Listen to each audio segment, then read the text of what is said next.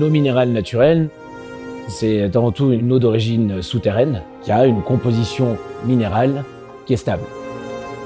Les eaux minérales naturelles, comme les eaux de source, sont des eaux, dans leur dénomination, qui sont consommables à leur point d'émergence. C'est un produit alimentaire, donc je pense que tout client et tout consommateur souhaite savoir ce qu'il y a dans son produit alimentaire et d'où vient son produit alimentaire. Nos corps sont essentiellement composés d'eau, donc je pense que c'est peut-être le liquide ou l'aliment le plus important dont il faut contrôler l'origine.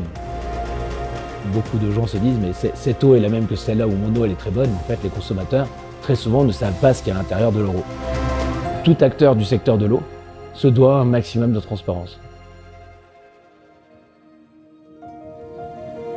Alors l'eau de Bonneval, elle commence son chemin entre 2000 et 2500 mètres sur ce qu'on appelle l'impluvium. Donc c'est la zone sur laquelle tombe l'eau qui ensuite va s'infiltrer dans la roche. Et ces gouttes d'eau passent donc plusieurs milliers d'années à éroder la roche. Elles passent par plusieurs strates géologiques et descendent jusqu'à 3000 mètres.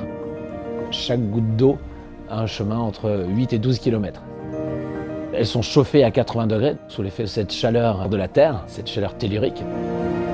Elles se mettent en pression et elles ressortent naturellement. On n'a pas de forage, on capte cette eau qui jaillit naturellement dans un très fort débit à 28 degrés. Les impluviums sont naturellement très protégés. Ce sont des sommets et des plateaux de montagne. La nature a rendu en fait ces zones très inaccessibles, ce qui les rend vierges en fait d'activité humaine. Cette eau, elle sort naturellement par des fissures dans la roche. Et donc là, ce sont des zones très très protégées justement. On a effectivement un périmètre sanitaire de protection très très fort. Puis dans la roche, elle est naturellement protégée.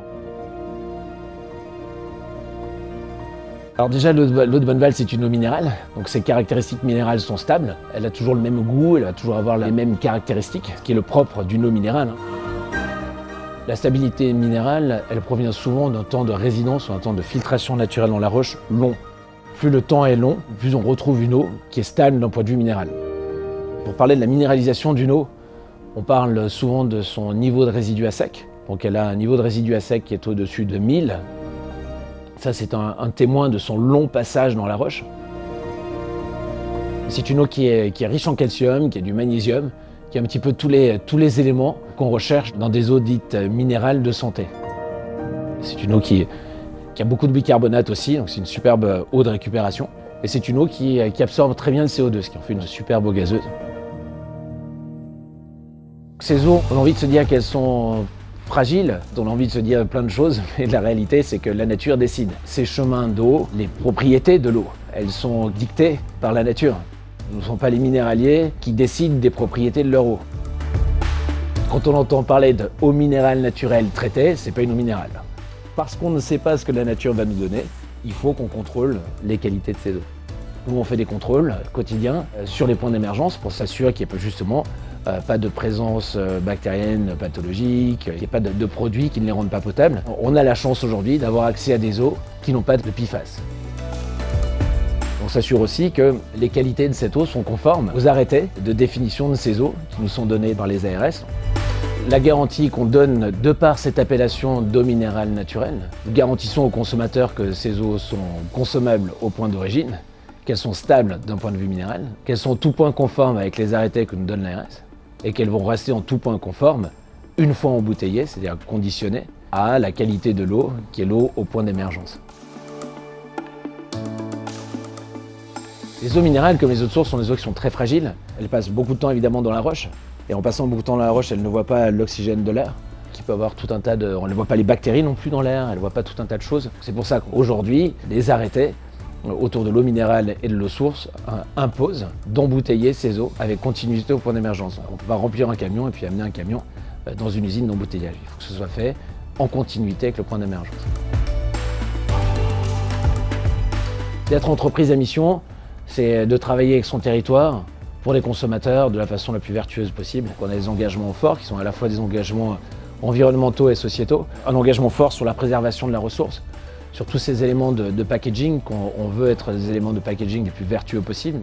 Notre premier choix, c'était de faire du plastique recyclé. Aujourd'hui, on fait aussi de l'alu, du verre, on fait aussi ce qu'on appelle du bag-in-box, qui permet du recyclage assez aisé autour du carton et de la poche en plastique. On a développé notre projet pour essayer tous les modes de contenants qui permettaient des solutions de recyclage. En étant intimement persuadé que le polyéthylène terephthalate recyclé, recyclable, c'est la meilleure matière à recycler.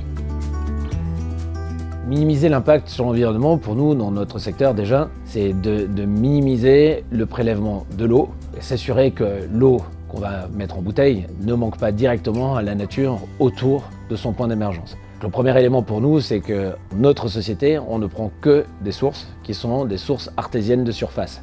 On s'assure de son forage, on s'assure qu'on ne va pas surpomper, on s'assure de la provenance. On a dimensionné un projet industriel qui ne prend pas plus de 20% de la quantité d'eau qui nous est autorisée d'embouteiller. Tout le reste, ça repart dans la nature, dans un torrent qui finit dans l'Isère, à quelques kilomètres plus bas. Ensuite, on consomme de l'énergie verte, de l'énergie hydroélectrique notamment. Ça, c'est important pour nous, on fait du turbinage aussi. On a une politique de flux tendu aussi, c'est-à-dire qu'on ne produit que ce qu'on vend. On travaille avec le territoire pour utiliser une ressource du territoire, mais on protège le territoire aussi avec les collectivités locales. Nous, on a la chance d'avoir accès à ces eaux et puis on les amène aux consommateurs de la façon la plus vertueuse possible. L'eau, c'est la montagne, quelque part. Quand vous buvez de l'eau de Bonneval, vous buvez la montagne. Vous buvez la Savoie, vous buvez le territoire. Donc je pense qu'il y a assez peu de ressources qui représentent autant un territoire et la terre d'un territoire. Nos eaux sont naturellement des ambassadrices de notre territoire, de notre région. C'est une fierté d'ailleurs, ce sont des fiertés régionales. On soutient énormément d'événements sportifs, culturels certes, mais beaucoup de sport. C'est un petit peu dans notre ADN, cette reconnexion à la nature. On a démarré un projet que certains ont décrié, mais qu'on a démarré en étant persuadés de la qualité de nos eaux, persuadés aussi de la rareté de cette ressource et à quel point cette ressource deviendrait de plus en plus rare. Une eau pure, une eau qui n'a pas de PFAS, une eau qui n'a pas de pesticides, c'est une eau qui va devenir de plus en plus rare. On a la chance d'avoir des sources très fortes, avec des débits extraordinaires. On a la chance d'avoir des impluviums qui vont rester protégés. Notre vision, c'est justement d'amener ces eaux à des consommateurs qui sont de plus en plus conscients de leur envie et parfois de leur besoin de consommer des eaux qui sont des eaux de qualité.